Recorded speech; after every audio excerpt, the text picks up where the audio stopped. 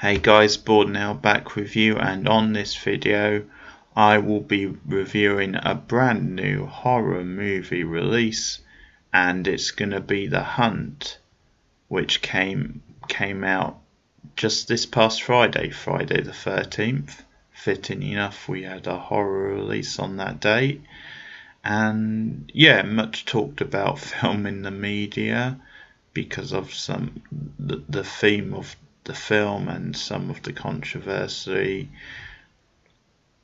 It was originally supposed to come out in September, I think, but was pulled due to some violence which was related to a real life kind of killing, I think. So yeah, they were obviously sensitive to that being Universal, the studio, so they pulled it.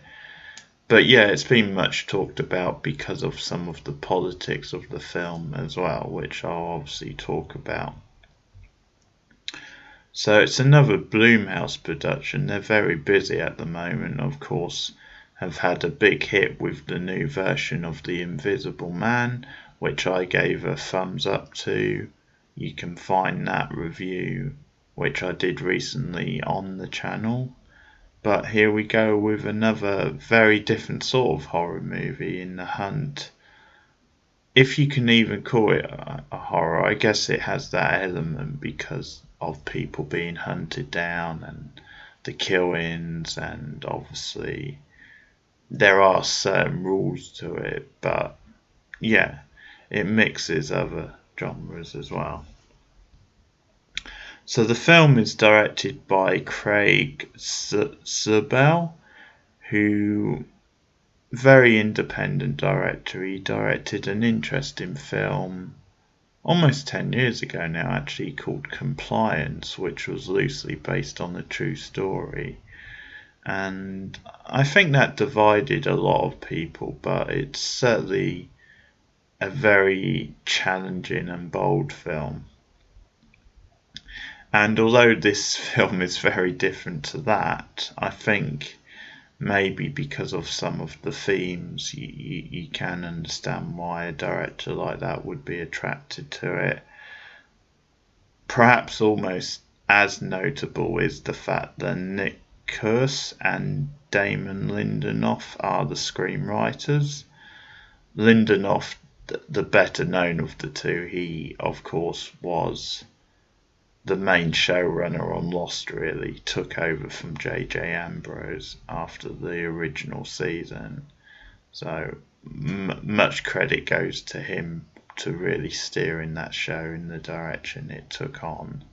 And he recently did like a new version for TV of The Watchmen for HBO, I think, which I've not seen, but I think I've heard mostly good things, although I get the impression it's that sort of thing where if you're a hardcore fan of the source material, you may not be too pleased just because it changes so much, but then again, that could be a good thing, depending on your point of view.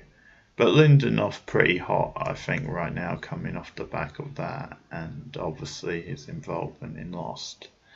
And it's funny because I'd forgotten that Lindelof had his name on this and then after I went to see it at the cinema, I was like, oh, okay. Yeah.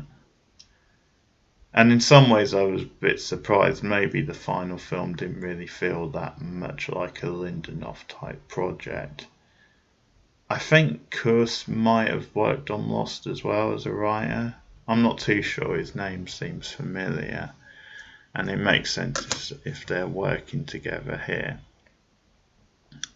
So the setup of the film is that you get a group of supposed liberals who coerced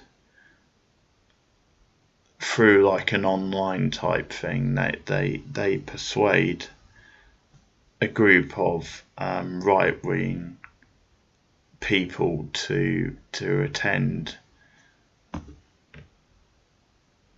like this event, and they then become the hunted of the title. So they start targeting them, they start killing them off one by one, and it's all about survival for them. So they're out in like the forest, they're taken by aeroplane, and they're dropped off in the middle of nowhere, and then they just have to survive, and it becomes this game where they don't know who to trust and who not, because obviously the people running the game, they sort of come along and they're undercover, so they pretend to be on their side, or they just pretend to be a normal person outside of the game, because obviously this is set in the real world. So like there's a scene in the convenience store where you have a couple and they turned out to be kind of in on it. And that's the whole setup, and you have the main character of Betty Gurpin, who people will know from Glow in particular, really good actress. And she becomes like the main protagonist, who is almost like the last girl, if you want to use that term. She's pretty much there throughout the film. And yeah, things come to a boil, and eventually you get to see the woman behind it, who's played by Hilary Swank, biggest name of the film. There's a few familiar names in the film, but certainly she's the biggest. She's kind of the person behind all this, and you slowly find that out. So, I mean, the film is meant to be taking aim at both sides in a way. It's said to have been taking aim at Trump supporters, but it's also taking aim at kind of phony like white liberals as well. And it's obviously trying to be a satire because it deals with kind of online culture and how these things get blown up, and the fact then I mean, I'm going to get into spoilers, but it's almost like a joke where like a comment, just this random comment, but one which seems like intent on like just causing controversy, is then just blown up, and it becomes the thing that attracts them. And like the Hilary Swank character later on in the film tries to claim that, well, it was just a joke basically, and online just blew up. And so it kind of brings question marks on that sort of thing. In that instance, is the blame on her sort of thing? Like, should she have been more responsible for saying such a thing online, or was the fault on the other end? The truth is probably somewhere in the middle. But yeah, we get this kind of action-packed survival sort of game, and a very kind of pulpy, tongue-in-cheek horror comedy type thing. And that's how it plays out. Obviously, looking to provoke a reaction with this kind of sort of satire. And it's really not very good. It's a big old mess. I think the problem is that it can't quite make up its mind what it is. It comes at you very sort of heavy-handed. It's obviously meant to be more of a horror comedy, and obviously there's kind of potent points in there, or there's meant to be, but at the same time it is more light-hearted, which is fine. I can appreciate that, but it's just never sharp enough. It's never really funny enough. I think the jokes are quite sort of weak mostly. There's funny moments in there. Um, but I feel it's one where it's going for so many different things tonally, then it's not quite clear, and I think the way it's edited at times is a real mess. And yeah, it just ends up being kind of a bore, which does have some good moments, and certainly Betty Gopin is the highlight. I think she's great as like the badass like lead character, and some of her lines, I think the delivery is really effective, and she just looks the part. There's other bits I think where maybe her accent like sort of stilts a little bit, which I think was intentional. I think it was meant to be this like exaggerated version of a southern accent, but yeah, there were bits where it got a little bit much, but she's great. I mean, she is the highlight of the film for sure. But no, I wasn't a fan of this film, and having found out Lindenof's name was on it afterwards, I think that makes it a disappointment. And obviously, the director, his previous film Compliance is really worth checking out. But I'm not sure if I can blame his direction. It might have been more than the script was a bit messy, and I wonder if maybe it'd been mucked about with. Obviously, the release was pulled from like September to now, so maybe there'd been changes since then. I think there's faults in the direction as well, but there's some clunky editing actually with like the editing of the sound, I think. Um, but I'll go for it. As I said, it has its moments. It's not a total like stinker, but disappointing and not great, and actually quite an odd film to have made it into mainstream cinema. But I think it just maybe the subject matter that has attracted attention, and also Blumhouse being the studio, because they're such a red hot production company at the moment. One thing I did like, which I'm assuming was intentional, quite a clever joke here, is the fact that we've got Roberts in the cast, and I think when you see a name, you would expect like her character to last quite far into the film,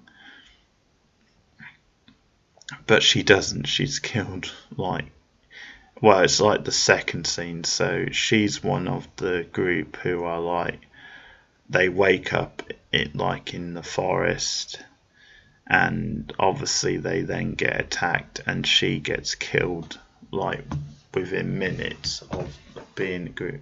So I think that's definitely playing with you.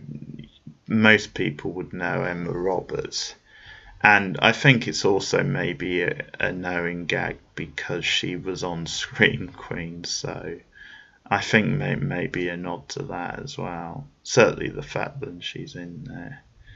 But yeah, she gets killed off in that like, it's like the second scene, so that's surprising.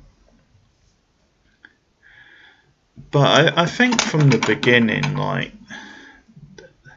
the knowing humour, and I don't know, it's just not very good. I mean, it opens on an aeroplane, and you see one of like the characters who are like behind the game, and they're on this aeroplane, and he's like talking to the flight attendant, although it's like a private sort of jet. She works for the Hilary Swank character, like the mastermind behind all this, and they're having this kind of sort of flirty type of like conversation, and it's kind of these ironic sort of lines, because he's asking her for things that they don't have. And then you get like this one of the contestants like randomly waking up because they've all been like drugged and they're knocked out, and he wakes up too early, and it kind of breaks like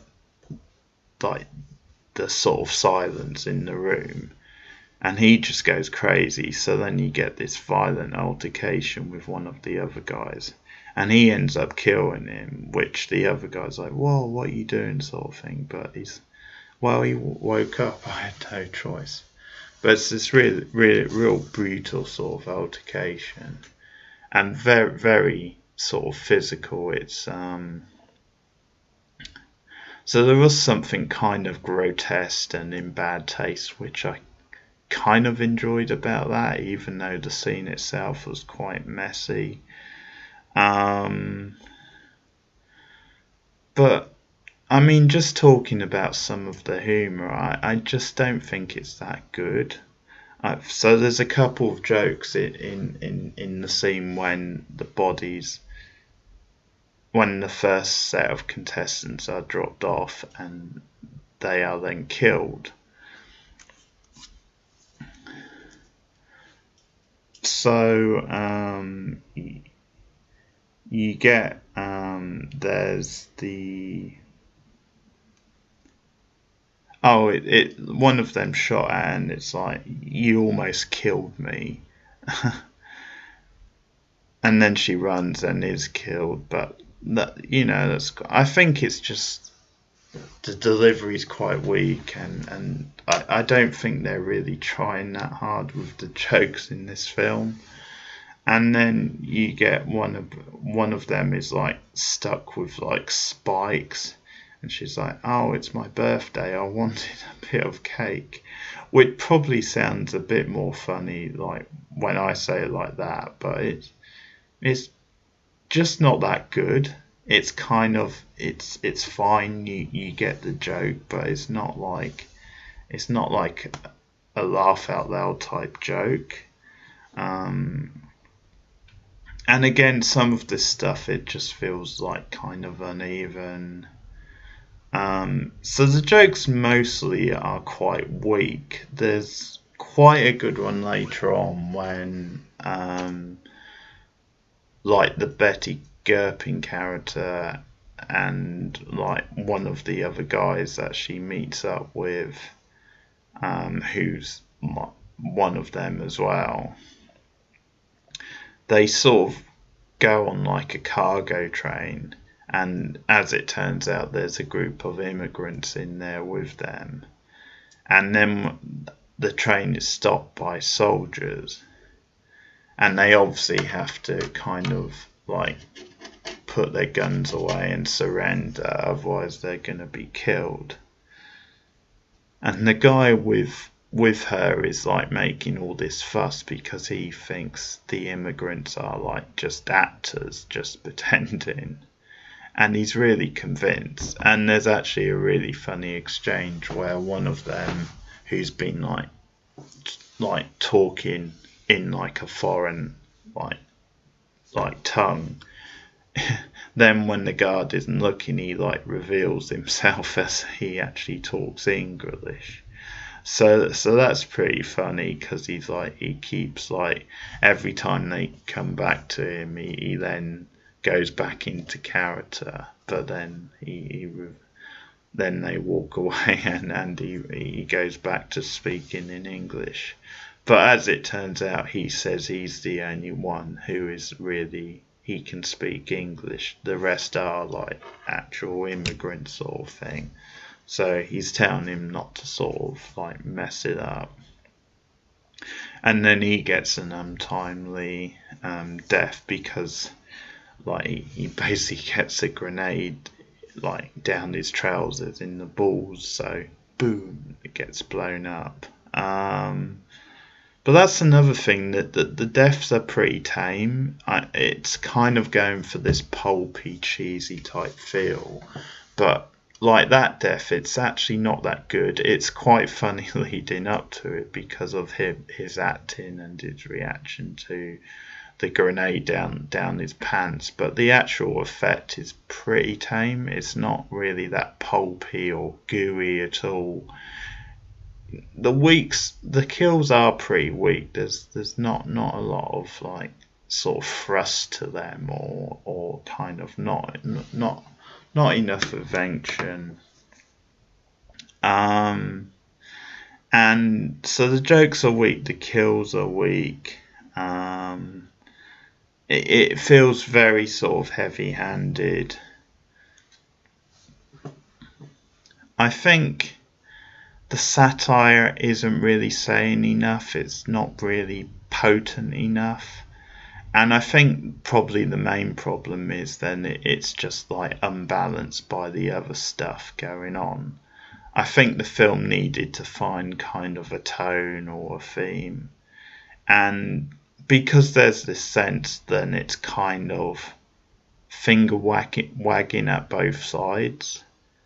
And the way it plays out, I think it's kind of it sort of chickens out really, because there's, I mean, I'm in spoilers now anyway, but there's some doubt over whether the Gurpin character is exactly who she is. And I mean, she does like end up surviving, which I thought they were just going to go for her being killed along with the Swank character, but they just cop out a bit politically, that they don't really take a side, or it's just a little bit of a mess. I think it would have been better if they were clear cut in what they were doing.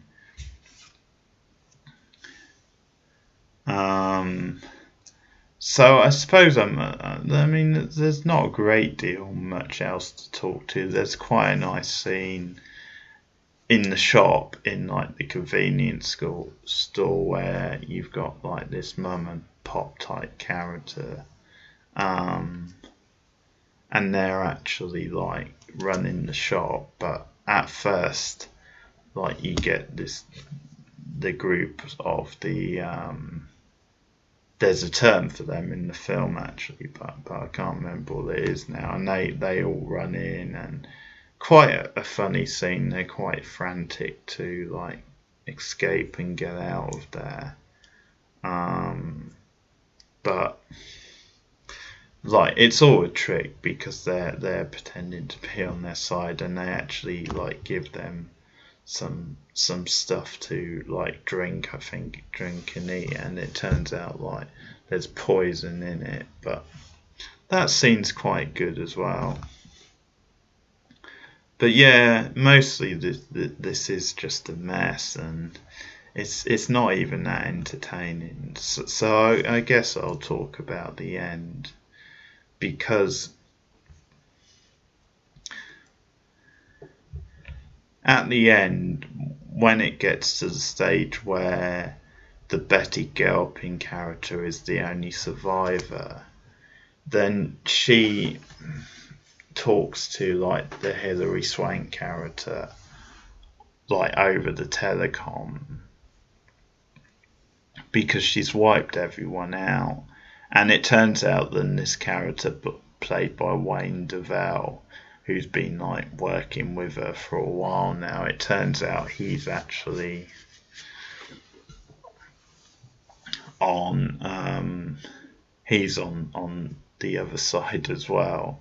He's been planted with her, because there's this thing when he's talking to like the Swank character over the intercom, over the radio, and he's trying to convince the Gilpin character, no, this isn't me. I actually don't know who this is talking to me. And it's like a standoff, and I think you're meant to think he is actually on the other side. So she kills him, so she kills everyone. So that just leaves her to face the Swank character. So then the film jumps back a series of months, and we just get an insight into the politics of what's going on. We see a meeting with the Swank character and like people who work for her tech company.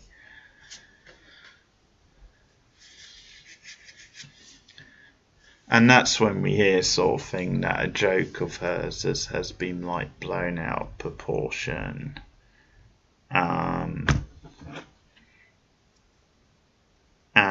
yeah, that just gives you like an insight into what's going on and what has led to this and the motivation. And it's a bit odd seeing Swank because it feels like this starry like A-lister in this film of like B-movie type actors, and it feels very much like a B-movie, but she's good. She plays a part well. I think she has obviously a presence. I think she's quite understated, which suits the character. I think it's meant to be this kind of icy, powerful sort of woman. I think in that flashback scene, I think it sort of goes on for too long. Like she gives this preachy kind of speech, which could have been cut down, I think. But it's a good bit of casting. She really does go for it, and I think one of the highlights of the film is when her and Gurpin get it on in the kitchen, and they just go full on in this. But it's a well-directed fight. A lot of the action scenes in this film are very weak and not very interesting to watch. Some of them quite hard to follow because I think the editing is quite poor, but this one actually was very well done, very entertaining, had this kind of slapstick type quality to it. And I liked it a lot, and there's this element of doubt because, like, as I said, the Swank character claims this was all a joke, like this wasn't real.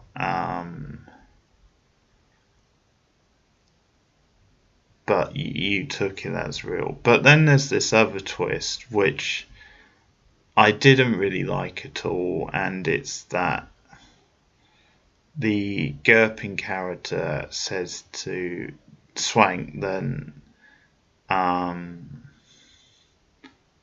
not even the real, because they pinpointed her character as like the head character and the one they really wanted, and she just said,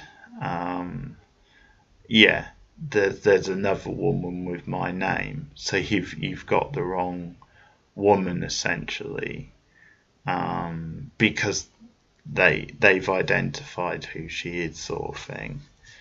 And she says it's kind of a joke because she says I even get mail for her sometimes because they live in the same sort of area. And I think you're meant to like be left guessing if she's telling the truth, but I mean she's got no reason to lie at that point. So it's this little gag which is whatever, but I thought the twist itself was pretty cheap. But I did enjoy that scene mostly, and then they're both kind of on the floor, and it's sort of quite funny because the Swank character is desperate for her to know. She's like, well, we're dying now anyway, so just tell me I got the right one. And she's like, no, you didn't. And that's before she dies. And then she lives. I'm not quite sure how she lives, but her wounds obviously weren't that bad. And I think maybe she was faking for whatever reason, maybe so that the Swank character wouldn't go after her again. But so she ends up winning. And I think we're meant to feel that she is quite innocent in all this.